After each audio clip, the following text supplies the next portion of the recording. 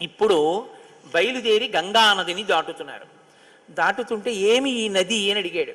అడిగితే ఆ గంగా నది ఆవిర్భావం గురించి చెప్తూ అత్యద్భుతమైనటువంటి ఘట్టాన్ని ఒకదాన్ని ఇప్పుడు రామచంద్రమూర్తితో విశ్వామిత్ర మహర్షి చెప్తున్నారు. ఇది శ్రీరామాయణంలోనే అత్యంత శక్తివంతమైన పరమాద్భుతమైనటువంటి ఘట్టములలో ఒకటి. షణ్ముఖోత్పత్తి అంటారు. ఇది ఎంత శక్తివంతం అంటే గర్భిణీ స్త్రీలు కానీ ఈ సర్గల్ని పారాయణ చేస్తే తప్పకుండా వాళ్ళకి సంతానం కలుగుతుంది. సంతానం ఉత్తమమైన సంతానం కలుగుతుంది. ఎటువంటి సమస్యలు లేకుండా వాళ్ళకి ప్రసవం అవుతుంది. అంత శక్తి ఇందులోనే ఉంది. ఇందులోనే వాల్మీకి మహర్షి కుమార సంభవం అన్న మాట వాడారు. పెద్దవాళ్ళు ఏం చెప్తారంటే వాల్మీకి మహర్షి అసలు ఎప్పుడూ ఫలశ్రుతి చెప్పరు. ఈ సర్గ చదివితే ఇది వస్తుందని చెప్పరు. అట్లాంటి వాల్మీకి మహర్షి గంగావతరణానికి షణ్ముఖోత్పత్తికి ఫలశ్రుతి చెప్పారు. అత్యంత శక్తివంతమైన ఘట్టాలలో షణ్ముఖోత్పత్తి ఒకటి. ఇది విన్నవాళ్ళు సుబ్రహ్మణ్య లోకాన్నే పొందుతారు అంటారు. అంత శక్తివంతం. ఇందులో కుమార సంభవం అన్న మాట వాల్మీకి మహర్షి వాడారు. దీన్నే కాళిదాస్ గారు తీసుకున్నారు. తీసుకుని కుమార సంభవం అన్న గ్రంథాన్ని ఆయన ఆ పేరుతోనే రచన చేశారు. కానీ ఇప్పటికీ గర్భిణీ స్త్రీలు పారాయణ చేస్తే ఈ షణ్ముఖోత్పత్తినే వింటూ ఉంటారు. కాబట్టి ఇప్పుడు మీరు అవధరించండి. పురా రామకృతోద్వాహో నీలకంఠో మహాతపాః దృష్ట్వాచ స్పృహయా దేవీం మైథునాయోపచక్రమే అంటూ మొదలుపెట్టారు విశ్వామిత్ర మహర్షి. నాయనా రామా, నీకు అంగదేశం గురించి చెప్పాను. మన్మధుడు కాలిపోయాడు. తర్వాత పార్వతీ పరమేశ్వరులకి వివాహం అయింది. ఎలా అయింది మరి మన్మధుడు లేకుండా? ప్రారంభమే ఒక గొప్ప విషయం. అందరి మీద బాణాలు వెయ్యాలి అంటే చేతిలో చెరుకు విల్లు 5 పుష్ప బాణాలు పట్టుకుని బాణాలు వేసేటటువంటి మన్మధుడు నేను బాణాలు వేసి అందరిలోనూ కామ ప్రచోదనం చెయ్యగలనన్న అహంకారంతో అదే పుష్పబాణాల్ని తీసుకెళ్లి పరమశివుడి మీద కూడా వేసి ఆయన మనసు కదిపి పార్వతీదేవి యందు అనురక్తుడయ్యేటట్టు చెయ్యగలననేటటువంటి అహంకార బుద్ధితో ఒక్క బాణాన్ని తీసి ప్రయోగించడానికి సిద్ధపడేటప్పటికే బహిర్ముఖుడైనటువంటి పరమశివుడు కనుతెరిచి చూసి తన మీదే బాణ ప్రయోగానికి సిద్ధపడుతున్న మన్మధుడి మీద ఆగ్రహం చెంది 3వ కన్ను తెరిస్తే భస్మ రాశి అయి మన్మధుడు కింద పడిపోయాడు. కాబట్టి సృష్టి ఆగిపోయి ఉండాలి కదా. ఇప్పుడు మన్మధుడు లేడుగా. మరి అప్పుడు పార్వతీ కళ్యాణం ఎలా అయింది అంటే అమ్మవారు ఏం చేసిందంటే ఏ ఆయుధములను మన్మధుడు పట్టుకుంటాడో వాటిని ఆవిడ పుచ్చుకుంది. 5 పుష్పబాణాలని చెరుకు విల్లు ఆవిడే పుచ్చుకుంది. కామాక్షి, కంచి కామాక్షి అదే కదండి, చేత్తో పట్టుకుంది. ఇదే మనం లలితాస్వరూపం యొక్క వర్ణన చెప్తే ఇదే చెప్తాం. రాగస్వరూప పాషాఢ్య క్రోధాకార అంకుశోజ్వల మనోరూపేక్షుకోదండ పంచతన్మాత్రశాయక. ఇప్పుడు ఆవిడ ఇలా పట్టుకుంటే ఇంతటి పరమశివుడు వశుడైపోయాడు. అయిపోయి తాళి కట్టించాడు. తాళి కట్టాడు. సంసారంలోకి వచ్చి ఆవిడ పక్కన కూర్చున్నాడు. శంకరాచార్యుల వారు దెప్పి పొడిచారు. స్ఫురద్గండాభోగత్ ప్రతిఫలిత తాటంక జుగళం చతుశ్చక్రం మన్యే తవ ముఖమిదం మన్మధరదం యమారుహ్యదృహ్యత్కవనిరదమర్కేందు చరణం మహావీరో మార ప్రమదపతయే సంగీతవతే అన్నారు. అయ్యా, నువ్వు ఎంత గొప్పవాడివైనా మా తల్లి చెరుకు విల్లు పుష్పబాణాలు పట్టుకునేటప్పటికీ లొంగవలసిందే. తాళి కట్టావా లేదా అమ్మ మెళ్ళలో? తాళి కట్టి అమ్మ పక్కకు వచ్చి అయ్యగా కూర్చున్నావు. ఇప్పుడు ఆవిడ శివకామ సుందరి. ఆమె అంత సౌందర్యంతో ఎవరి కోసం కూర్చుంది? మనకి తండ్రిని తెచ్చి కూర్చోబెట్టడానికి. ఆవిడ శివుడికి సౌందర్యం, బాహ్య సౌందర్యం, శివకామ సుందరి. నీకు నాకో అఖిలాండేశ్వరి, జగజ్జనని, మీనాక్షి, కామాక్షి, రాజరాజేశ్వరి, లలిత. మనకి అమ్మ, మా నాన్నగారికి భార్య. మా నాన్నగారు మా అమ్మని కామదృష్టితో చూడొచ్చు, అది ఆయనకి ధర్మబద్ధం. నేను మా అమ్మగారిని పవిత్ర దృష్టితో చూస్తాను. మా అమ్మగారు మా నాన్నగారికి శివకామ సుందరి, నాకు జగజ్జనని. లలితాపరాభట్టారిక వాగర్ధ వివసంపృక్తౌ వాగర్ధ ప్రతిపత్తయే జగత పితరౌ వందే పార్వతీ పరమేశ్వరౌ. ఈ లోకానికంతటికీ తల్లిదండ్రులైన పార్వతీ పరమేశ్వరుల్లో అమ్మ సౌందర్యం పరమశివుడి కొరకు, అమ్మ యొక్క అంత సౌందర్యం అమ్మతనం మన కొరకు. మనకి జగదంబ జగజ్జనని, ఆయనకి భార్య. కాబట్టి ఇప్పుడు ఆవిడ తన ప్రజ్ఞతో పెళ్లి చేసుకుంది, మన్మధుడి గొప్పతనంతో పెళ్లి చేసుకోలేదు. మన్మధుడికి ఏం చేసింది? శివుణ్ణి తెచ్చి తన భర్తగా కూర్చోబెట్టుకుని, పిచ్చాడా ఇంకెప్పుడు ఆయన మీద వేయకు బాణాలు, ఇవో మిగిలిన వాళ్ళ మీద అంటావా వెయ్యి అని పట్టుకెళ్ళి మళ్ళీ ఆయన చేతిలో పెట్టింది. ఇప్పుడు ఆయన ఏం చేశాడు? శరీరం లేదు కానీ మునులను కూడా మోహపెడుతున్నాడు. ఎందుకు పెట్టగలుగుతున్నాడు? ధను పౌష్పం మౌర్వీ మధుకరమయీ పంచవిశిక వసంతు సామంతో మలయమరుదాయో ధనరథ తదాప్యేక సర్వం హిమగిరిసుతే కమపి కృపాం అపాంగతే లబ్ధ్వా జగదిదమనంగో విజయతే అంటారు శంకర భగవత్పాదులు సౌందర్యలహరిలో. అమ్మ తన కడగంటి చూపుతో ఇలా చూసి, వెయ్యి బాణాలు పర్వాలేదు, లోకం మీద వెయ్యింది అంటే అదేమిటండి మన అలా పాడు చేసేయడం ఏమిటండి మీరు అనుకోకండి. అమ్మవారు ఆ శక్తి మన్మధుడికి ఎందుకు ఇచ్చింది అంటే మనం పితృరుణం తీర్చుకోవడానికి. తండ్రి రుణం తీరాలంటే మనం సంతానాన్ని కనాలి, అందుకు ఇచ్చింది.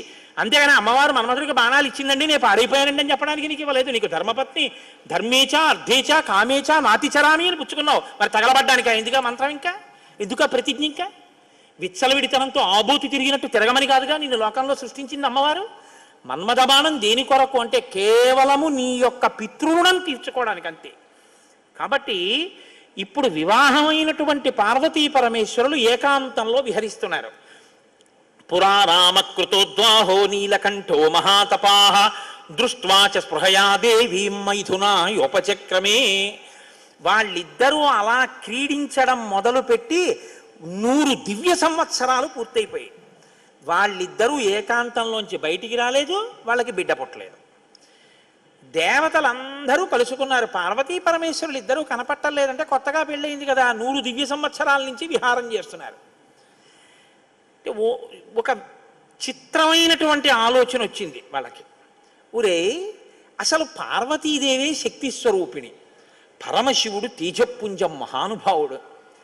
ఇప్పుడు వాళ్ళిద్దరి యొక్క శుక్రశోణితములు కలిస్తే, తేజస్సులు కలిస్తే, ఈ లోకంలోకి ఒక కొత్త ప్రాణి వస్తే అసలు అటువంటి భూతమును అంటే అటువంటి ప్రాణిని మనం చూడడం కుదురుతుందా? అది ఎంత తేజోవంతంగా ఉంటుంది, ఎవరు వహిస్తారు ఆ భూతాన్ని, ఎవరు చూడగలరు ఆ ప్రాణిని? కాబట్టి మనం పరమశివుణ్ణి వెళ్ళి అడుగుదాం, మీరు రతిక్రీడ విరమించి బిడ్డల్ని కనద్దు అని అడుగుదాం అన్నారు. అయితే మీరు నన్ను మాట అడగచ్చు, ఏమండి బుద్ధి ఉందా అసలు ఈ మాట? వాళ్ళు అన్నారు అనుకోండి, మీరు ఎలా చెప్పారండి అని అడుగుతారు నన్ను. అసలు దేవతలకు ఎందుకండి ఈ వ్యవహారం? వాళ్ళు అలా ఎందుకు అనాలి? అలా అంటే మాత్రం దాన్ని మేము ఎలా అంగీకరించగలం ఈ విషయాన్ని? మీరు కంగారు పడిపోకుండా ఉండండి, నేను తర్వాత చెప్తాను ఎందుకు వస్తుందో. కాబట్టి ఇప్పుడు వాళ్ళందరూ కలిసి ఓ సమావేశం పెట్టుకున్నారు. నిజమే అంటే నిజమే, అందరూ కలిసి కైలాసానికి వెళ్ళారు. బయట నించుని పెద్ద కేకేశారు, ఏమని? దేవదేవ మహాదేవ లోకస్యాస్య హితేరత. ఓ దేవదేవ మహాదేవ, లోకమునకంతటికి రక్షించవలసిన వాడా అని కేకేశారు. వీళ్ళకి ఏం ఉపద్రవం వచ్చిందో ఆయన బయటకు వచ్చారు. ఆయన్ని చూడగానే వీళ్ళందరూ నేల మీద పడి నమస్కారం చేశారు. చని కైలాసముదొచ్చి శంకరుడి వాసద్వారముంజేరి ఈశుని జవ్వారుకు లడ్డుపడ్డ దళమంచుందొచ్చి కుయ్యో ముర్రో విను వాలింపుము చిత్తగింపుము దయన్ వీక్షింపుమన్ సంబుజానన ముఖ్యుల్కని రక్తరక్షణ కళా సంరంభునిన్ శంభునిన్ అంటారు పోతన గారు. అలా వీళ్ళందరూ ప్రణిపాతం చేశారు నేల మీద పడి. సురాణం ప్రణిపాతేన ప్రసాదం కర్తుమర్హసి నలోకాధారయిష్యంతి తవ తేజ సురోత్తమః అన్నారు. మహానుభావా, నీవు పార్వతీదేవితో కలిసి ఏకాంతంలో దివ్యక్రీడను అనుభవిస్తున్నావు. మీ ఇద్దరికి బిడ్డ పుడితే దుస్సహం, మేము తట్టుకోలేం. అందుకని నీ తేజస్సుని నీ తేజస్సులోకి అణిచేసేయి, ఆమె తేజస్సుని ఆమె తేజస్సులో అణిచివేయమను. మీ ఇద్దరూ ఒకరి పట్ల ఒకరు ఇటువంటి ఆభిముఖ్యం పొందకుండా తపస్సు చేసుకుంటూ కూర్చోండి అన్నారు. బ్రాహ్మేణ తపసాయుక్తో దేవ్యా సహ తపశ్చర త్రైలోక్యహిత కామార్థం తేజస్తే జసిధారయా. తేజస్సుని తేజస్సులో అణిచేసి ఇద్దరూ తపస్సు చేసుకోండి అన్నారు. ఎంత అక్కర్లేని విషయం అంటే ఇది. అంటే ఆయన అన్నాడు, తండ్రితనం అండి, తప్పకుండా మీకు అలాంటి ఇబ్బంది ఉంటుందంటే నేను ఇటువంటి భూతమును సృష్టించాను, అలాగే వెళ్ళిపోతాను. కానీ నేను ఇప్పటికి 100 దివ్య సంవత్సరముల నుంచి పార్వతీదేవితో క్రీడించాను. ఆ కారణం చేత దేవతానాం వచశ్రుత్వా సర్వలోక మహేశ్వర బాఢమిత్యత్ బ్రవీత్ సర్వాన్ పునశ్చేదమువాచ. మీరు చెప్పినట్టే చేస్తాను, నా తేజస్సుని నా తేజస్సులోకి అణిచేస్తాను. కానీ యదిదం క్షుభితం స్థానాత్ మమ తేజో హ్యనుత్తమం ధారయిష్యతి కస్మన్మే బ్రువంతు సురసత్తమాః. ఇప్పటికే చాలా కాలంగా పార్వతీదేవితో నేను క్రీడించి ఉన్న కారణం చేత నా రేతస్థానం నుంచి తేజస్సు కదిలిపోయింది. ఇప్పుడు కదిలిపోయిన తేజస్సు పడిపోతుంది. నేను పార్వతీదేవి యందు వదిలిపెట్టద్దని మీరు అంటున్నారు. మరి నేను నా తేజస్సుని ఎక్కడ విడిచిపెట్టను, ఎవరు భరిస్తారు చెప్పండి అన్నారు. భరించడం అనేటప్పటికీ వాళ్ళు ఎవరు గుర్తొచ్చారో తెలుసా అండి?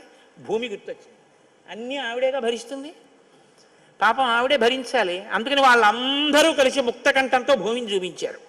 చూపించి ఏవ ముక్తాః సురాః సర్వే ప్రత్యూచు వృషభధ్వజం యత్తేజక్షుభితం హే తత్ తద్దరా ధారయిష్యతి. ఈ భూమి భరిస్తుంది, దీని మీద వదిలేసేయండి. భూమి ఏమనాలి? అదేమిటయ్యా, ఆయన భార్య యందు ప్రవేశపెట్టబడవలసినటువంటి శివతేజస్సు నా మీద ఎలా విడిచిపెడతాడు? నేను ఎలా స్వీకరిస్తాను? భూకాంత, ఆమె స్త్రీ, భూదేవి నాలోకి ఎలా ప్రవేశిస్తుంది? శివవీర్యం దోషం అవుతుంది కదా, నేను పుచ్చుకోననాలి. ఆవిడ సంతోషించింది. శివవీర్యం నాలో ప్రవేశించడం అంటే అదృష్టం కదా అనుకుని తప్పకుండా పుచ్చుకుంటానని అనేటప్పటికీ పరమశివుడు ఏం చేశాడంటే ఏవ ముక్త సురపతి ప్రముమోచ మహీతలే తేజసా పృథివీయేన వ్యాప్త సగిరికానన. ఆయన తేజస్సుని భూమి మీద వదిలిపెట్టేశాడు. అది ఉత్తర క్షణం భూమి అంతటా పాకేసింది. పాకేసి పర్వతాల్లో, నదుల్లో, సముద్రాల్లో, చెట్లలో పరివ్యాప్తమైతే ఆ తేజస్సు యొక్క స్థితిని భూమి తట్టుకోలేకపోయింది. తట్టుకోలేక పెద్ద పెద్ద కేకలేసింది ఆవిడ. తతో దేవాః పునరిదం ఊచుశ్చాధ హుతాశనం ప్రవిశత్వం మహాతేజో రౌద్రం వాయు సమన్వితః. నా ఒళ్ళు మండిపోతోంది, దగ్ధమైపోతోంది నా శరీరం అంతా. శివవీర్యాన్ని నేను భరించలేకపోతున్నాను, దాని శక్తి నేను తట్టుకోలేకపోతున్నాను. కాబట్టి నేను విడిచిపెట్టేస్తాను, నాలోకి వచ్చిన వీర్యాన్ని దేనిలోకి విడిచిపెట్టను అని అడిగింది ఆవిడ. ఇప్పుడు దేవతలందరూ ఒకరి మొహాల్లో ఒకళ్ళు చూసుకుని అన్నారు, ఒళ్ళు మండిపోతోంది తట్టుకోలేనన్నావు కాబట్టి ఎవడు మండిస్తాడో వాడిలో వదిలేయన్నారు. అంటే అగ్నిహోత్రుల్లో వదిలేయమన్నారు. అంటే ఇప్పుడు ఆవిడేం చేసింది? తనలో పడినటువంటి శివవీర్యాన్ని అగ్నిహోత్రుల్లోకి వదిలిపెట్టేసింది. ఇదంతా రెప్పపాటు కాలంలో జరిగిపోయింది. పెద్ద పెద్ద అరుపులు, కేకలు, ప్రార్థనలు, హడావిడి. బయటికి వెళ్ళిన శివుడు లోపలికి రాలేదు. అమ్మవారికి అనుమానం వచ్చింది, ఏం జరిగింది అని. పార్వతీదేవి బయటికి వచ్చింది. బయటికి వచ్చి ఏం జరిగిందని అడిగింది. మేమందరం ఇలా ప్రార్థన చేశామమ్మా, మీ ఆయన తేజస్సు భూమిలోకి విడిచిపెట్టాడు, భూమి తట్టుకోలేక అగ్నిలోకి విడిచిపెట్టింది అంది. మీ ఇద్దరికీ సంతానం కలగకుండా తపస్సు చేసుకోమని కోరిక కోరామమ్మా అన్నారు. ఆవిడంది, ఏ ఆడదైనా అమ్మ కావద్దంటే ఒప్పుకుంటుందండి. అధశైల సుతారామ త్రిదశాం ఇదమబ్రవీత్ సమన్యుర శపత్ సర్వాన్ క్రోధ సంరక్తలోచన. ఎర్రబడిన కళ్ళతో అమ్మవారంది, అక్కరలేని విషయంలో జోక్యం చేసుకున్నారు. మీరు చెప్పకూడని మాట చెప్పారు. నన్ను తల్లిని కావద్దు అని శాసించారు. నాకు బిడ్డలు పుట్టకూడదు అని వరం అడిగారు. నాయందు ప్రవేశపెట్టబడవలసినటువంటి శివవీర్యాన్ని భూకాంత యందు ప్రవేశపెట్టారు. కాబట్టి నేను మీకు శాపం ఇస్తున్నాను. అపత్యం స్వేషు దారేషు తస్మాన్నో త్వాదయిష్యత అద్య ప్రభృతి యుష్మాకం అప్రజాః సంతు పత్నయః ఏవ ముక్త్యా సురాన్ సర్వాన్ శశాప పృథివీమపి. ఇక నుంచి మీ భార్యల వలన మీకిక సంతానము కలుగకుండుగాక. ఇక నుంచి దేవతలకి సంతానం ఉండదు అంది. కాబట్టి దేవతల సంఖ్య ఎప్పటికీ 33 కోట్లే.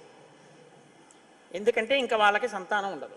అందుకే బ్రహ్మగారు మొన్నటి రోజున దేవతల్ని పిలిచి, మీ అంశలలో ఉండవలసినటువంటి వానరుల్ని అప్సరసల యందు, యక్షకాంతల యందు, గంధర్వ కిన్నెర వానరకాంతల యందు సృజించండి, మీ భార్యల యందు మీకు పిల్లలు పుట్టరు, పార్వతీదేవి శాపం ఉందని చెప్పారు. అందుకని ఏమండి, ఎప్పుడూ 33 కోట్లైనా ఇంకా పిల్లలు మనవలు ఉండరా అంటే ఉండరు. పార్వతీదేవి శాపం ఆగిపోయింది, దేవతల యొక్క సంతానం. ఇప్పుడు ఆవిడ భూమి వంక తిరిగింది.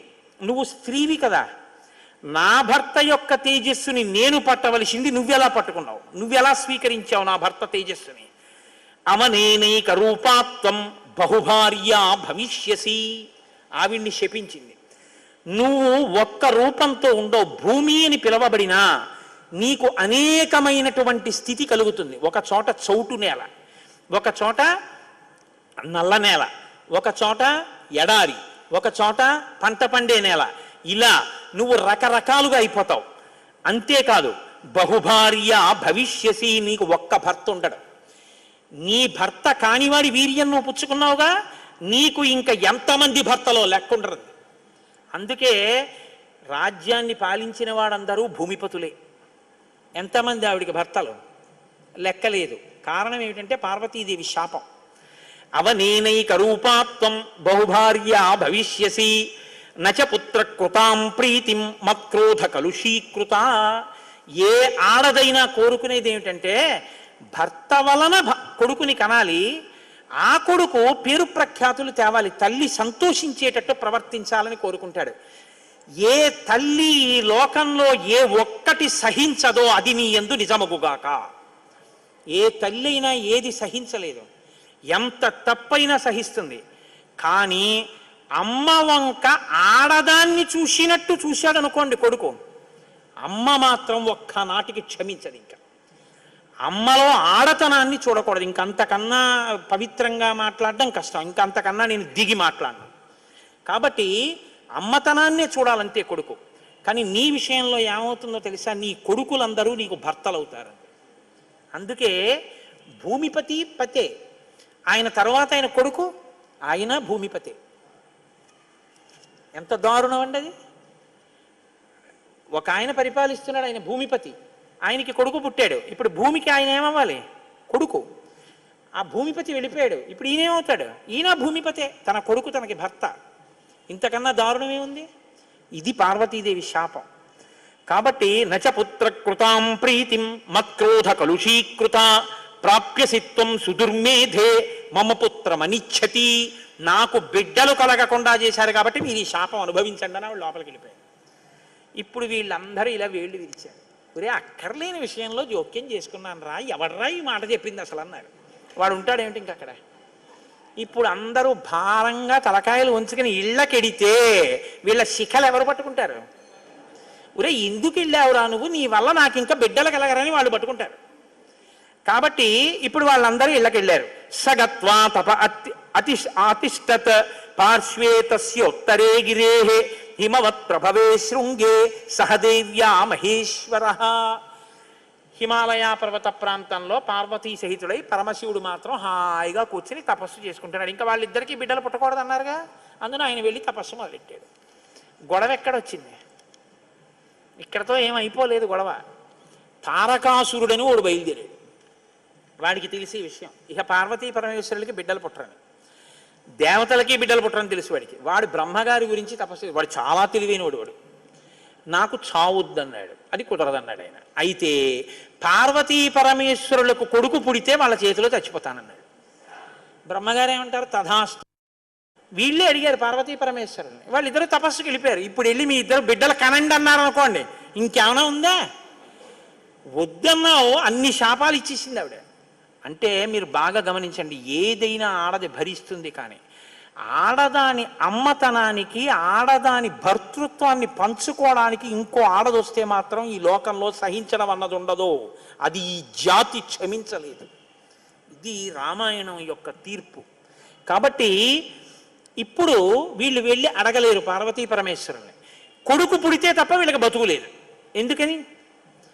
వీళ్ళని చాలా బాధ పెట్టేస్తున్నాడు తారకాసురుడు. కాబట్టి ఇప్పుడు ఏం చెయ్యాలో అర్థం కాక పార్వతీ పరమేశ్వరులను అడగలేక చతుర్ముఖ బ్రహ్మగారి దగ్గరికి వెళ్ళారు. వెళ్ళి, అయ్యా ఎలాగండి పార్వతీ పరమేశ్వరులకు కొడుకు పుడితే తప్ప మేము రక్షింపబడం, ఇప్పుడు పుట్టే మార్గం ఏమైనా ఉందా అని అడిగారు. అడిగితే ఆయన అన్నారు, శైలపుత్ర్యా యుదుక్తం తత్ న ప్రజా సంతు పత్నిషు తస్యావచనమక్లిష్టం సత్యమేతన్న సంశయః. ఒరే పార్వతీ పరమేశ్వరులకి ఇంక పిల్లాడు పుట్టడం అనేటటువంటి విషయాన్ని మీరు నేను ఇక వెళ్ళి అడగడం అన్న విషయం మర్చిపోండి. పోనీ మన దగ్గర శివుని యొక్క తేజస్సు ఉంది ఇంకాను. అగ్నిహోత్రుడు పుచ్చుకుని ఉంచాడుగా, అగ్నిహోత్రుల్లో ఉందిగా. అంటే యాపిల్ పండు ఫ్రిడ్జ్లో పెట్టుకున్నట్టు అగ్నిహోత్రుడి దగ్గర ఉంది. అది పోని దాన్ని తెచ్చి ఎవరిలోకైనా నిక్షేపిద్దామంటే మీ భార్యలు ఎవ్వరికీ పిల్లలు పుట్టరు. ఆవిడ శాపం ఉందిగా. పైగా ఆ శివవీర్యాన్ని భూకాంత పుచ్చుకుందనేగా అన్ని శాపాలు ఇచ్చింది. ఇప్పుడు దాన్ని తీసుకెళ్ళి ఇంకోళ్ళు ఎవరికన్నా ఇస్తామంటే ఎవరు మాత్రం పుచ్చుకుంటారు? ఏ ఆడది పుచ్చుకుంటుంది? పుచ్చుకుంటే కదా పిల్లలు పుట్టడం. పార్వతీదేవి వెళ్ళి అడగలేము, పోనీ శివవీర్యం ఉందని ఇంకో స్త్రీలో ప్రవేశపెట్టలేము. ఎలా ఆలోచించి, ఆయన తక్కువడండి చతుర్ముఖ బ్రహ్మగారు అంటే. నేను అందుకే బ్రహ్మ నన్ను బ్రహ్మగారు అంటుంటాను. ఆయన సలహా లేకపోతే లోకం లేదు, మన ఉపన్యాసమే లేదు. ఆయన అన్నారు, ఇయమాకాశగా గంగా యస్యాం పుత్రం హుతాశనః జనయిష్యతి దేవానాం సేనాపతి మరిందమం జ్యేష్ఠా శైలేంద్రదుహిత మానయిష్యతి తత్సుతం ఉమాయాస్తబ్బహుత హుమతం భవిష్యతి న సంశయః. ఉమాయాస్తబ్దహుమతం భవిష్యతి న సంశయః. హిమవత్ పర్వతం ఉందే, హిమవంతుడు, ఆయనకి 2 బిడ్డలు ఉన్నారు. పెద్దమ్మాయి పేరు గంగ, రెండో అమ్మాయి పార్వతి. పెద్దమ్మాయి దేవతా స్త్రీలలోకి రాదు. ఆ అమ్మాయి స్వర్గలోకంలో ప్రవహిస్తోంది. ఇప్పుడు తనకి బిడ్డలు పుట్టలేదన్న బాధ ఎప్పుడు పోతుందంటే, తన భర్త యొక్క వీర్యం తన అక్కగారిలోకి ప్రవేశించి బిడ్డ పుడితే తన అక్క కొడుకు తన కొడుకేగా. అందుకుని కొంచెం మనసు కుదుటపరుచుకుని పోన్లే బిడ్డ పుట్టాడని సంతోషిస్తుంది. అక్క జోలికి వెళ్ళదు, ఎందుకంటే కొంచెం ఆప్యాయత అన్నదోటి ఉంటుంది. అక్క కొడుకు తన కొడుకే అవుతాడు కాబట్టి. కాబట్టి మనం పార్వతీదేవి కోప్పడకూడదంటే ఆ గంగాదేవి యందు ఈ శివవీర్యాన్ని నిక్షేపించాలి. ఇప్పుడు శివవీర్యం ఎవరి దగ్గర ఉంది? అగ్నిహోత్రుడి దగ్గర ఉంది. ఇప్పుడు అగ్నిహోత్రుడు ఏం చేయాలి? గంగాదేవిలో విడిచిపెట్టాలి. గంగాదేవి ఒప్పుకోవద్దు. కాబట్టి మీరు ఏం చేయాలి? మీరేగా వెళ్ళి ప్రార్థన చేశారు, మీరే వెళ్ళి అగ్నిహోత్రుడిని గంగని ప్రార్థన చేయండి అన్నారు. ఇప్పుడు గంగాదేవి దగ్గరికి వెళ్ళి, అమ్మ ఏమనుకోవద్దు, శివవీర్యం అగ్నిహోత్రుడి దగ్గర ఉంది, నువ్వు అది బుచ్చుకో అంటే చీ నోర్మొయ్యి అంటే. అందుకని ఈ మాట ఎవరు చెప్పాలో ఒక్క పురుషుడు చెప్పాలి. పురుషులందరూ వెళ్ళి చెప్తే అసహ్యంగా ఉంటుంది. మీరు వెళ్ళి అగ్నికి చెప్పండి, అగ్ని వెళ్ళి ఆవిడికి చెప్తారని. ఎందుకంటే ఇంత ఇబ్బంది అంటే, ఇది గట్టిగా చెప్పుకునేది కాదు, ప్రయత్నం చేస్తున్నారు. పార్వతీ పరమేశ్వరులకి పుత్రుడు కలిగేటట్టు తెలిస్తే చంపేతలు పారేస్తాడు ఆయన తారకాసురుడు. అందుకని ఎవరికీ తెలియకుండా జరగాలి ఈ పని అంతాను. ఇప్పుడు వీళ్ళందరూ కలిసి అగ్నిహోత్రుడి దగ్గరికి వెళ్ళారు. అయ్యా ఎంత గొప్ప సలహా చెప్పావు, ఏదో ఓ కారు చీకటిలో కాంతిరేఖ, కఠినమైన సాక్ష్యానికి సూక్ష్మమైన రంధ్రం దొరికాయి, ఇక మేము అల్లుకుంటాం కథ అన్నారు. తచ్చుత్వా వచనం తస్య కృతార్థ రఘునందన ప్రణిపత్య సురాసర్వే పితామహమపూజయన్.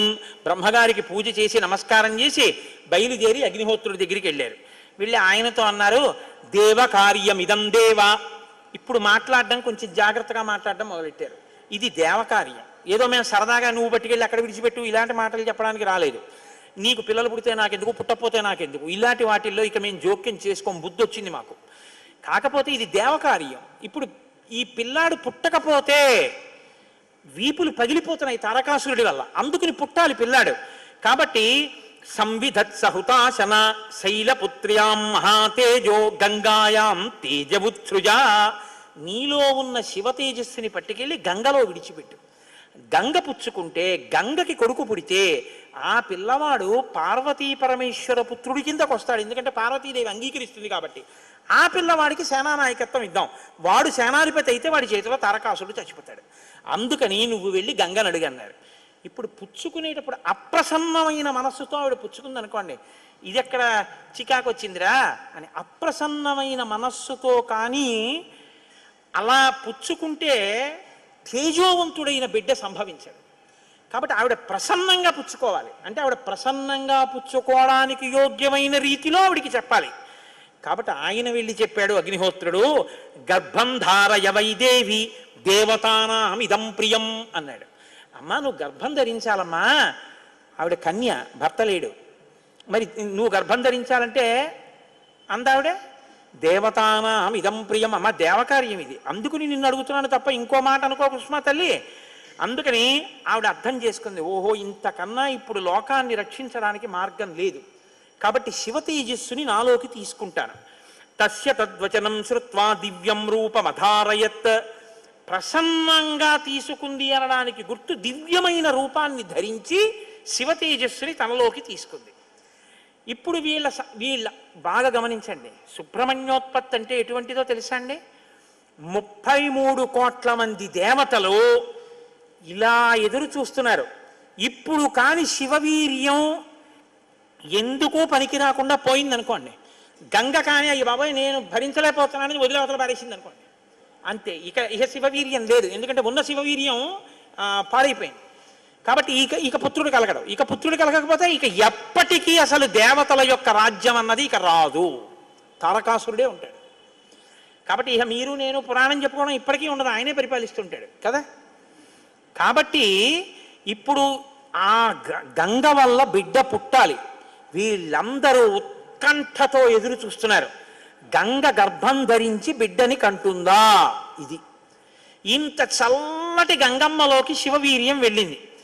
వెళ్ళగానే ఆవిడ ఇప్పుడు పెద్ద కేకేసింది, అయ్య బాబోయ్ ఈ శివవీర్యం యొక్క వేడికి నా నీరు ఉడికిపోతోంది, నేను భరించలేకపోతున్నాను, దీన్ని వదిలేస్తున్నాను. ఎక్కడ వదిలేదని వీళ్ళందరూ నీరసపడిపోయారు. అయ్యయ్యయ్యయ్యో మన ప్రణాళిక పోయింది అనేటప్పటికి తస్య తద్వచనం శ్రుత్వా దివ్యం రూపమధారయత్ దృష్ట్వా తన్మహిమానం. ఆ తర్వాత సమంతతస్తదా దేవీం అభ్యసించిత పావకః సర్వశ్రోతాంసి పూర్ణాని గంగాయా రఘునందన తమువాచ తతో గంగా సర్వతే దేవ పురోహితం అశక్తాధారణే దేవ తవ తేజస్సముద్భవం దహ్యమానగ్నినాతేన సంప్రవ్యధితతే ససా.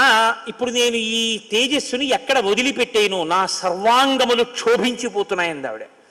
అగ్నిహోత్రుడు చూసి అన్నాడు, బిడ్డ పుట్టాడో లేదో తరువాతి మాట, ముందసలు నువ్వు కలతపడిపోతున్నావు, నువ్వు తట్టుకోలేవు. కాబట్టి అధాబ్రవీదిదం గంగాం సర్వదేవ హుతాశనః ఇహ హైమవతే పాదే గర్భోయం సన్నివేశ్యతాం.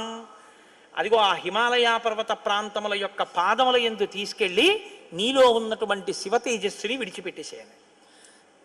గంగ తనలో ఉన్న శివ తేజస్సుని తీసుకెళ్ళి హిమాలయ పర్వత ప్రాంత పాదముల యందు వదిలిపెట్టేసేటప్పటికి అది వెళ్ళి రెల్లు దుబ్బుల్లో పడిపోయింది, గడ్డిలో పడిపోయింది. ఇప్పుడు అందులోంచి ఒక్కసారి కాంతి కనపడింది వాళ్ళకి. పిల్లాడు ఏమైనా వచ్చాడా? వాళ్ళకి పిల్లాడు కావాలి. ఇప్పుడు వాళ్ళు చూస్తే సర్వం పర్వత సన్నద్ధం సవర్ణమవద్వనం జాత రూపమితి ఖ్యాతం తదా ప్రభృతి రాఘవ సువర్ణం పురుషవ్యాఘ్ర హుతాసన సమప్రభం తృణవృక్షలతాగుల్వం సర్వం భవతి కాంచనం. ఆ శివవీర్యంలోంచి ఆ తేజస్సులోంచి అగ్ని ఎటువంటి కాంతితో ఉంటాడో అటువంటి కాంతితో మొట్టమొదట బంగారం పుట్టింది లోకంలో. బంగారం శివవీర్యం, అందుకే బంగారానికి శివవీర్యం అని పేరు. బంగారం పుట్టి బంగారంతో అక్కడ ఉన్నటువంటి తృణవృక్షలతాగుల్మం సర్వం భవతి కాంచన, ఆ గడ్డి చెట్లు అన్ని బంగారు రంగులో మెరిసిపోయాయి ఒక్కసారి. తర్వాత వెండి పుట్టింది. ఆ వెండిని చూశారు, తెల్లగా ఉంది వెండి, అయిపోయింది. ఆ తర్వాత ఇంకా మిగిలినటువంటి చారంలోంచి రాగి ఇనుము పుట్టాయి. మిగిలిపోయినటువంటి మలంలోంచి తగరము సీసము పుట్టాయి తప్ప పిల్లవాడు మాత్రం కనపడలేదు. అయిపోయింది మన ప్రణాళికంతా, పిల్లవాడు పుట్టలేదు అని దిగాలు ముఖాలు వేసుకుని ఆ పైనుంచి చూస్తున్నారు. ఆ రెల్లు దుబ్బుల్లో రాత్రివేళ తెల్లగా మెరుస్తాయే రెల్లు దుబ్బులు, ఆ రెల్లు దుబ్బుల్లోంచి తదగ్నినా పునర్వ్యాప్తం సంజాత శ్వేత పర్వత దివ్యం శరవణం చైవ పావకాదిత్య సన్నిభం. బ్రహ్మాండమైనటువంటి కాంతులు మెరిసిపోతుండగా 6 ముఖాలతో అద్భుతమైన సౌందర్యంతో ఒక పిల్లవాడు పుట్టి పాల కోసం ఏడ్చాడు. అమ్మయ్యా పుట్టాడు రా పిల్లాడు, శివపుత్రుడు జన్మించాడు, మన బాధలు తీరాయని వాళ్ళందరూ పొంగిపోయారు. షష్ఠి 6 ముఖాలతో షణ్ముఖుడై పుట్టాడు. ఆ పుట్టినటువంటి వాడు కూడా మహానుభావుడు 6 ముఖాలతో పుట్టాడు కాబట్టి షణ్ముఖుడు. పుట్టిన పిల్లాడికి పాలివ్వాలి, ఆ కృత్తికల్ని పిలిచి మీరు పాలివ్వండి అన్నారు. వాళ్ళన్నారు మేం పాలిస్తాం, కానీ తాం క్షీరం జాతమాత్రస్య కృత్వా సమయముత్తమం దరుపుత్రో యమస్మాకం సర్వాతామితి నిశ్చితాః. ఇప్పుడు పాలిస్తే కానీ మరి పిల్లాడు బతకడు. కాబట్టి వాళ్ళు అన్నారు మేము పాలిస్తాం, కానీ ఆ పిల్లాడిని మా పేరుతో పిలుస్తారా అన్నారు, మా పిల్లాడని చెప్తారా అన్నారు. అబ్బాయి అలా ఎలా కుదురుతుందండి అన్నారు అనుకోండి. వాళ్ళు పాలివ్వకపోతే పిల్లాడు అందుకని వీళ్ళు వెంటనే దేవతలందరూ అన్నారు, తతస్తు దేవత సర్వ కార్తికేయ ఇతి బ్రువన్, కార్తికేయుడు అన్నాం కదా, ఇవ్వండి పాలన్నారు. అమ్మతనం ఎంత గొప్పదో చూడండి. ఇప్పుడు ఈ కృత్తికలు 6 పిల్లాడికి 6 ముఖాలతో ఉన్నవాడికి 6 పాలిచ్చారు. వాడు పాలు తాగాడు. పుత్రస్త్రైలోక్య విఖ్యాతో భవిష్యతి న సంశయ. కార్తికేయుడని మేం పిలవడం కాదు, 3 లోకాల్లో పిలుస్తారు ఈ పిల్లాన్ని, సరేనా అన్నారు దేవతలు. అప్పుడు వాళ్ళు పాలిచ్చారు. కాబట్టి కార్తికేయుడు అగ్నిలో శివవీర్యం చాలా కాలం నిలవ ఉంచబడి అగ్నిహోత్రుడు గంగలో ప్రవేశపెట్టాడు కాబట్టి పావకి. శరవణములు అంటే రెల్లు దుబ్బుల్లోంచి పుట్టాడు కాబట్టి శరవణ భవ. ఎప్పుడు శుద్ధమైనటువంటి బ్రహ్మణ్య జ్ఞానంతో ఉంటాడు కాబట్టి సుబ్రహ్మణ్యం. తల్లి కడుపులోంచి స్ఖలనమై పుట్టాడు కాబట్టి స్కందుడు. ఆయన ఉత్పత్తి చేతనే ఇన్ని పేర్లతో వచ్చాడు. ఏమంటే మీరు ఇంత గొప్పగా ఏదో పాపం నోరు కొట్టుకు చెప్పారు, కానీ మాకు అసలు అనుమానం మాత్రం అలా ఉండిపోయింది, మీరు మంగళం చెప్దాం అనుకుంటున్నారేమో. అలా అనత్సా దేవతలు, అలా అడగడం వల్ల కదా ఇంత కథ వచ్చింది. అలా ఎందుకు అడగాలి అసలు అంటే, మహానుభావుడు శంకర భగవత్పాదాచార్య స్వామి వారు బ్రహ్మసూత్రాలకి చేసినటువంటి వ్యాఖ్యానంలో ఒక చోట ఉదహరించారట దీని గురించి.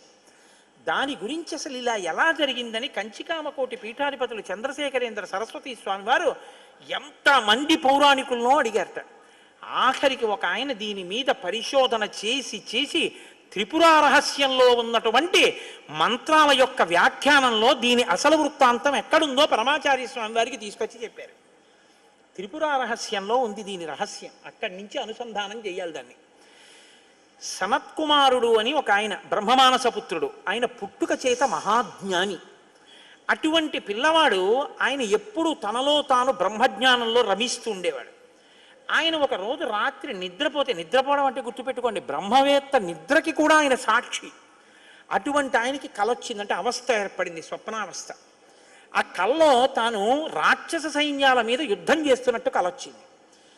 ఆయన తెల్లబోయి, ఇది నాకు కల రావడం ఏమిటి, కల రావడం అంటే మనసులో ఏదో కోరిక ఉంది, ఆ కోరిక కల్లో కనపడింది, స్వప్నావస్థలోకి వెళ్ళాను, ఇది దోషం కదా, నాకు అలా ఎందుకు జరిగిందని తండ్రి చతుర్ముఖ బ్రహ్మగారి దగ్గరికి వెళ్ళారు. వెళ్ళి నాన్నగారు నాకు ఇలా కల ఎందుకు వచ్చింది నాన్నగారు అసలు అని అడిగాడు. ఆయన అన్నాడు, నాయనా నీకు ఇలా కల రావడానికి ఒక కారణం ఉంది. నువ్వు పూర్వజన్మలో వేదాన్ని నేర్చుకునేటప్పుడు వేదంలో దేవతల గురించి, రాక్షసుల గురించి, దేవదానవ యుద్ధాల గురించి చదివి, ఈ రాక్షసులు ఎప్పుడు వేద ప్రమాణానికి వ్యతిరేకంగా ఎందుకు ఇలాంటి పనులు చేస్తుంటారు, వీళ్ళని పట్టుకుని చంపేయాలని వ్యగ్రత పొందావు. ఆ వ్యగ్రత జీవుణ్ణి పట్టుకుంది. అది ఈ జన్మలో బ్రహ్మవేత్తవైనా నీకు ఆ వాసన ఉండిపోయింది. అది ఇప్పుడు కలగా వచ్చింది. అది తీరాలంటే నువ్వు దేవసేనకి అధిపతివి కావాలి. నువ్వు దేవసేనకి అధిపతివై రాక్షసుల్ని సంహరిస్తే ఆ కోరిక తీరుతుంది. అంటే నాన్నగారు నేను దేవాసేనాపతిని కావలసిందేనా ఆయన అన్నాడు చతుర్ముఖ బ్రహ్మగారు. వచ్చేసారు ఆయన, తన అనుష్ఠానంలో తనున్నారు. ఈలోగా పరమశివుడు ఒక సంకల్పం చేశాడు. పరమశివుణ్ణి మించిన జ్ఞాని లోకంలో ఇంకా లేడు. ఎక్కడైనా జ్ఞానం అంటూ ఉంటే అది కేవలం శాంకర భిక్ష. పరమశివుడి యొక్క భిక్షయే జ్ఞానము. అందుకే ఆయన్ని ఈశాన సర్వ విద్యానాం ఈశ్వర సర్వభూతానాం బ్రహ్మాధిపతిర్బ్రహ్మణోధిపతిర్బ్రహ్మ శివో మే అస్తు సదాశివోం మంగళములకు మంగళం నా తండ్రి. అంతటి మహాజ్ఞాని శంకరుడంటే. ఆయన దగ్గర నుంచే వెళ్ళాలి జ్ఞాన గంగ. కాబట్టి పరమశివుడికి ఒకప్పుడు కోరిక పుట్టిందిట, నేను ఇప్పటిదాకా అన్ని విషయాలు చెప్పడం కానీ నేను ఓడిపోయిందన్నది లేదు ఎవరి దగ్గర. ఓడిపోవడం అంటే బయట వాళ్ళ దగ్గర ఓడిపోతే బాగుండదుగా. ఓడిపోవడం అనేటటువంటిది కూడా మనిషి జీవితంలో సన్మానంగా ఎప్పుడు మారుతుంది? పుత్రాదిచ్చేత్ పరాజయం. తన కొడుకు చేతిలో తాను ఓడిపోవాలి. తన కొడుకు చేతిలో తాను ఓడిపోవడం అంటే, ఉరే నేను ఈ శ్లోకానికి ఈ అర్థం ఇన్ని మాటలు చెప్పాను కానీ నా కొడుకు వచ్చి అకస్మాత్తుగా నాన్నగారు ఈ శ్లోకానికి ఈ అర్థం ఇలా కూడా వస్తుంది కదా అంటే నాకు ఎప్పుడూ రాలేదు ఈ ఆలోచన. ఎంత గొప్ప అర్థం చెప్పాడురా, ఇలా చూస్తే అసలు మొత్తం కథ మారిపోయింది. వీడికి ఎంత గొప్ప ఆలోచన వచ్చిందని నా కొడుకు ప్రజ్ఞ ముందు నేను తల వంచితే అది నాకు సన్మానం లాంటి ఓటమి. అలాంటి కొడుకు నా కడుపున పుడతాడా అనుకున్నట్ట పరమశివుడు కూడా ఒకనకొకప్పుడు. ఇప్పుడు సనత్కుమారుల వారికి ఈ కోరిక, ఎంత గొప్ప అర్థం చెప్పాడురా, ఇలా చూస్తే అసలు మొత్తం కథ మారిపోయింది. వీడికి ఎంత గొప్ప ఆలోచన వచ్చిందని నా కొడుకు ప్రజ్ఞ ముందు నేను తల వంచితే అది నాకు సన్మానం లాంటి ఓటమి. అలాంటి కొడుకు నా కడుపున పుడతాడా అనుకున్నట్ట పరమశివుడు కూడా ఒకనకొకప్పుడు. ఇప్పుడు సనత్కుమారుల వారికి ఈ కోరిక, పరమశివుడికి ఆ కోరిక. ఒకనకొకప్పుడు పరమశివుడు పార్వతీదేవి అసుర సంధ్య వేళలో ఈ భూమండలం అంతటా కూడా విహారం చేస్తారు. శ్రీశైల పర్వతం మీద దిగుతారు. భాగవతంలో చతుర్థ స్కందం అనుకుంటా, అందులో చెప్తారు దీని గురించి. వాళ్ళిద్దరూ విహారం చేస్తుంటే సనత్కుమారుడు కనబడ్డారు. కనబడితే వాళ్ళకి ముచ్చటేసింది. బ్రహ్మవేత్త మహానుభావుడు బ్రహ్మజ్ఞాని, పలకరిద్దామని వృషభవాహనం మీద కిందికి దిగి దగ్గరికి వెళ్ళారు. ఆయన ఇలా చూశారు, చూసి తన పంతాన్ని చేసుకుంటున్నారు. ఇద్దరు అలా నిలబడ్డారు. ఆయన ఏం పలకరించలేదు. పలకరించకపోతే పరమశివుడు అన్నాడు, ఏమయ్యా, లోపల సంతోషించాడు ఇది బ్రహ్మవేత్త అంటేని, ఏమయ్యా ఇంతసేపటి నుంచి నించున్నావు, కనీసం నువ్వు పలకరించలేదు మమ్మల్ని అన్నారు. ఏంటి నువ్వు కొత్తగా కనపడ్డావు ఏమిటి? నాకు లోకమంతా నువ్వు తప్ప ఇంకోటి కనపడితేగా, నువ్వే కనపడుతున్నది. బ్రహ్మవేత్తకి ఏం కనపడుతుందండి? విశ్వం కనపడదు, విశ్వనాథుడు కనపడతాడు. లోకం కనపడదు, లోకేశ్వరుడు కనపడతాడు. కాబట్టి నాకు కనపడుతున్నదే నువ్వు, ఇవాళ కొత్తగా కనపడ్డావు ఏమిటి? నాకు ఎప్పుడు నువ్వేగా కనపడదు, కొత్తతనం ఏముంది, అందుకని అలా కూర్చున్నాను అన్నాడు. లేచి నిలబడి మాట్లాడకుండా అలా మాట్లాడితే శపిస్తాను తెలుసా అన్నాడు. శపిస్తే ఏమవుతుంది స్వామి? దేహానికి ఏమైనా బాధ కలుగుతుంది. అది నేనైతేగా, నేను ఆత్మని. ఆత్మకి శాపం ఏముంటుంది? ఆత్మయే నేను, నేనే నువ్వు, ఉన్నది ఒక్కటే, దానికి శాపం లేదు స్వామి, అందులో నా భయం లేదన్నారు. ఓహో, ఏమి ద్వంద్వాతీతుడవరా మహానుభావ, ఇది బ్రహ్మజ్ఞానంటే. కాబట్టి నిన్ను చూసి నేను మురిసిపోతున్నాను, నీకు ఏదైనా వరం ఇస్తాను పుచ్చుకో అన్నారు. ఆయన అన్నారు, వరం ఇస్తావా? మళ్ళీ ఇదో మోహం, వరం ఇవ్వడం శాపం ఇవ్వడం ఏమిటి ద్వంద్వాలు? నాకేం అక్కర్లేదు, నీకేమైనా కావాలా నేను ఇస్తానన్నారు. అంటే పరమశివుడు అన్నాడు, ఈ మాట నీతో అనిపించడం కోసమే ఇంతసేపు నించున్నాడు. నీలాంటి కొడుకు కావాలి, నువ్వు నాకు కొడుకు అవుతావా అన్నారు. అంటే సనత్కుమారుడు అన్నాడు, నీకే కొడుకునవుతానన్నాడు. అంటే పార్వతీదేవి అంది, ఏది ఆ కేంత దీర్ఘం ఇస్తున్నావు? నీకే కొడుకునవుతానంటా ఏంటి? నీకే కొడుకునంటే నాకు కొడుకువే అంది. అదొక్కటి అడక్కమ్మా అన్నాడు. అదేమయ్యా, అదేమిటి? నీలాంటి కొడుకు పుడుతుంటే నా కడుపున పుట్టకపోవడం ఏమిటి? అమ్మా, ఎంత పార్వతీదేవివైనా తల్లి, నేను ఒక కడుపున పుట్టడం అంటే అమ్మా, తల కింద పెట్టి కాళ్ళు పైకి పెట్టి 9 నెలలు అమ్మ కడుపులో పడుకుని యోనిద్వారంలోంచి బయటికి రాలేనమ్మా. శివకుమారుడిగా పుడతాను, నీకు కుమారుణ్ణే తప్ప అమ్మ నీ కడుపున మాత్రం పుట్టనన్నాడు. అంటే ఆవిడ చిన్నబుచ్చుకుంది. అయ్యయ్యో, నేను కూడా కలిసి అడగకపోవడం వల్ల వచ్చింది, కానీ నా కోరిక నువ్వు ఇంకొకలా తీర్చాలంది ఆవిడ. ఎలా తీర్చనమ్మా అని అడిగారు. నేను ఒకానొకప్పుడు భస్మాసురుడు పరమశివుడి గురించి తపస్సు చేసి వరములు పొందాడు. నేను ఎవరి తల మీద చెయ్యి పెడితే ఆయన భస్మం అయిపోవాలని పరమశివుడు వరం ఇచ్చాడు. నీ మీదే పరీక్ష చేస్తానని పరమశివుడు వెంటబడ్డాడు. పరమశివుడు ఏదో ఒక హేళ, ఆయన ఒక చాలా విచిత్రంగా ప్రవర్తిస్తూ ఉంటాడు. లోకానికి ఒక పాఠం చెప్పడం కోసం సుమండి చేతకాని వాడయ్యని మీరు అనుకోకూడదు. ఇప్పుడు నేను మళ్ళీ శివమహాపురాణానికి అంతటికీ వ్యాఖ్యానం ఎక్కడ చేయను. కాబట్టి ఆయన పరిగెడుతున్నట్టు నటించాడు. ఆయన పరిగెడుతున్నట్టు నటిస్తే నేను వెంటబడి చంపితే బాగుండదు. భర్త పరిగెడుతున్నట్టుంటే నే కాసేపు కనపడకుండా ఉంటే పోతుందని ఆవిడేం చేసిందంటే తన శరీరాన్ని నీటిగా మార్చి ఒక సరోవరం కింద మారిపోయింది. అదే శరవణ తటాకం. ఆ శరవణ తటాకం హిమవత్ పర్వత ప్రాంతంలో ఉంది. నువ్వు నా కడుపున పుట్టకపోయినా ఆఖరణ పుట్టేటప్పుడు మాత్రం ఆ శరవణ తటాకం దగ్గర నుంచి పుట్టాలి. నీ మంత్రం కూడా ఆ తటాకం నా పేరు మీదే ఉండాలి. అందుకే ఆయన మంత్రం శరవణ భవ సుబ్రహ్మణ్యుడికి. అంటే ఆయన అన్నాడు, అమ్మ తప్పకుండా, అలా నేను పరమశివుని యొక్క తేజస్సు చేత నీ తటాకంలోంచి పుడతాను. పంచభూతాత్మకం పరమశివ లక్షణం కదా. అందుకని పృథివీస్వరూపంగా, అగ్నిస్వరూపంగా, వాయుస్వరూపంగా, జలస్వరూపంగా, ఆకాశస్వరూపంగా 5 స్వరూపాలతో పార్వతీ పరమేశ్వర సమాగమ స్వరూపంగా శివశక్తుల యొక్క సమ్మేళనానికి పుట్టినటువంటి మెరుపు తీగల లోకంలో బ్రహ్మజ్ఞానాన్ని బోధ చెయ్యడం కోసమని, దేవసేనాపతిని కావడం కోసం, రాక్షస సంహారం చెయ్యడం కోసం మీకు పుత్రుడిగా పుడతానమ్మా అని సనత్కుమారుల వారు పరమశివుడికి వరం ఇచ్చారు. అందుకని ఆ వరం నెరవేరాలంటే పార్వతీ పరమేశ్వర సమాగమం జరిగి పార్వతీదేవిలోకి వెళ్ళకూడదు తేజస్సు. దేవతల సంఖ్య కూడా అనంతంగా పెరిగిపోతే రేపొద్దున్న ఉపాసనలు కష్టం అవుతాయి. అందుకని నాటకీయ సన్నివేశం సృష్టింపబడాలంటే దేవతలు వెళ్ళి ప్రార్థన చేయాలి. ప్రార్థన చేసి శివ తేజస్సు భూమి మీద పడాలి. అది అగ్నిహోత్రంలోకి వెళ్ళాలి. ఇది పంచభూతాత్మకమై ఆయన షణ్ముఖ స్వరూపంతో పైకి రావాలి. వచ్చి స్వామి అని పేరు పెట్టుకోవాలి.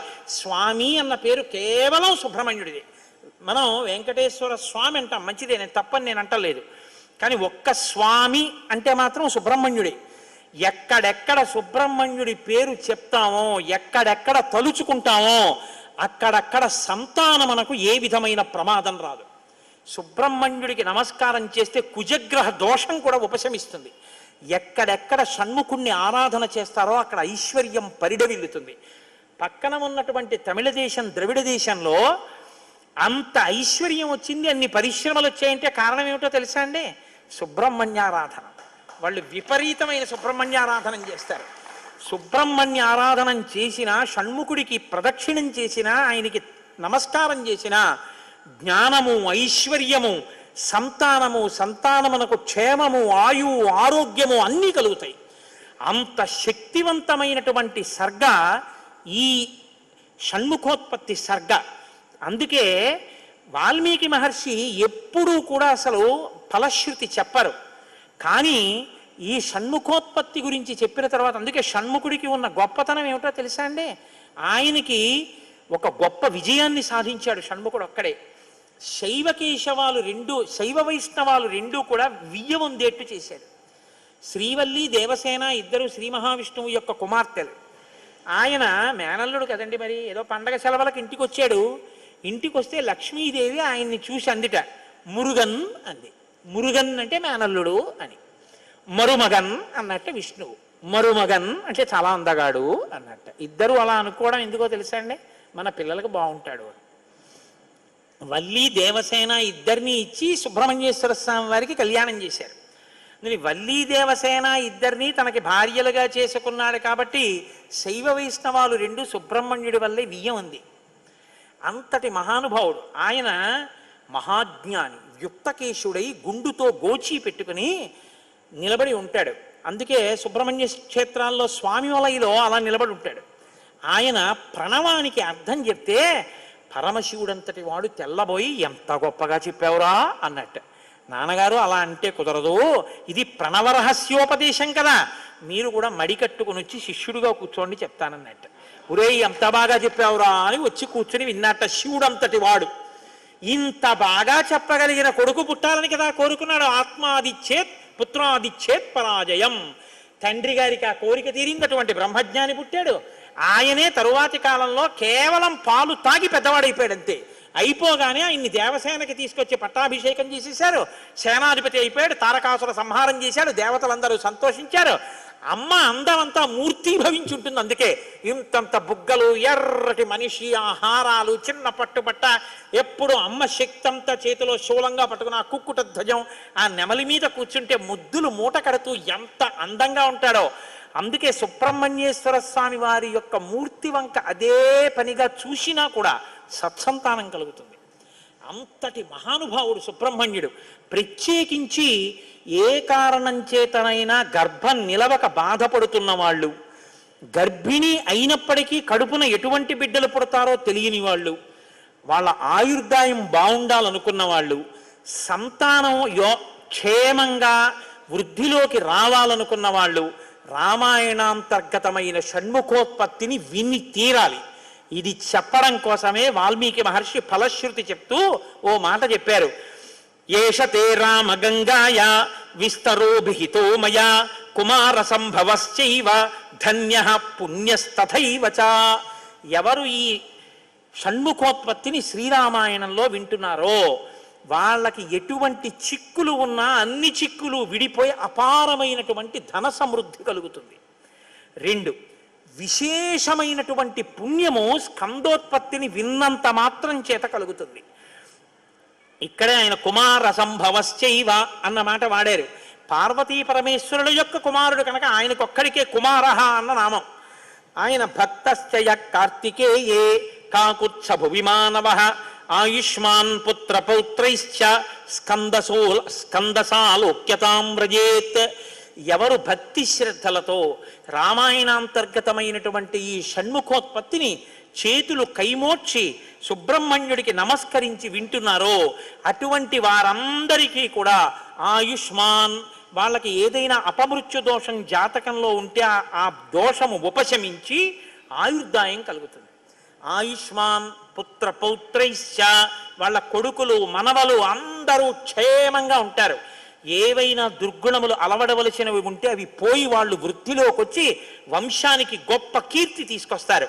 ఆయుష్మాన్ పుత్ర పౌత్రైశ్చ, ఎవరు రామాయణం సంపూర్ణ రామాయణం చెప్పించుకుని వినేటప్పుడు పరమ భక్తితో దేవాలయ ప్రాంగణంలోనో ఎక్కడో కూర్చుని ఈ స్కందోత్పత్తిని నమస్కారం చేస్తూ విన్నారో వాళ్ళు శరీరం పడిపోయిన తరువాత స్కందసాలోక్యతాం వ్రజేత్, సుబ్రహ్మణ్య లోకాన్ని పొందుతారు అని వాల్మీకి మహర్షి సత్యం తప్ప ఆయన నోటి వెంట రాదని బ్రహ్మగారి వరం. ఆయన ఎప్పుడూ ఫలశ్రుతి చెప్పరు, ఇక్కడ చెప్పారు. అంత గొప్పది షణ్ముఖోత్పత్తి. విచిత్రం ఏంటంటే ఈశ్వర సంకల్పం అంటే చాలా గొప్పగా ఉంటుంది. నేను ఇవాళ అసలు నేను ఏదైనా మాట చెప్తే చాలా జాగ్రత్తగా వింటారు హరిప్రసాద్ గారు. నేను చెప్పాను రేపు సుబ్రహ్మణ్యుడికి అభిషేకం చేయించండి అని చెప్పాను. ఎందుకంటే ఇవాళ అయింది కాబట్టి షణ్ముఖోత్పత్తి, రేపు స్వామికి అభిషేకం చేయించండి, ఆయన చల్లబడతాడు. రామాయణ అంతర్గతంగా జరిగింది కాబట్టి అభిషేకం చేస్తే చల్లబడుతుంది మూర్తి. ఆయన చల్లబడిన అభిషేక తీర్థాన్ని మనం పుచ్చుకున్నాం అనుకోండి, అది మరింత శక్తివంతం. పాపం ఎవరైనా ఏదైనా సంతాన సంబంధమైన సమస్యల్లో ఉన్న వాళ్ళు ఆ తీర్థం పుచ్చుకుని ఉపశాంతి పొందితే అంతకన్నా కావలసిందే ఉంది. నాకు చెప్పానుగా వ్యక్తిగత అనుభవాలు చెప్పడం ఇష్టం ఉండదని. ఈ షణ్ముఖోత్పత్తి వల్ల ఉపయోగాన్ని ఉపకారాన్ని పొందిన వాళ్ళు ఎంతమంది ఉన్నారో. నేను మొన్న కూడా గోపాలకృష్ణ గారికి ఒక సంగతి చెప్పాను.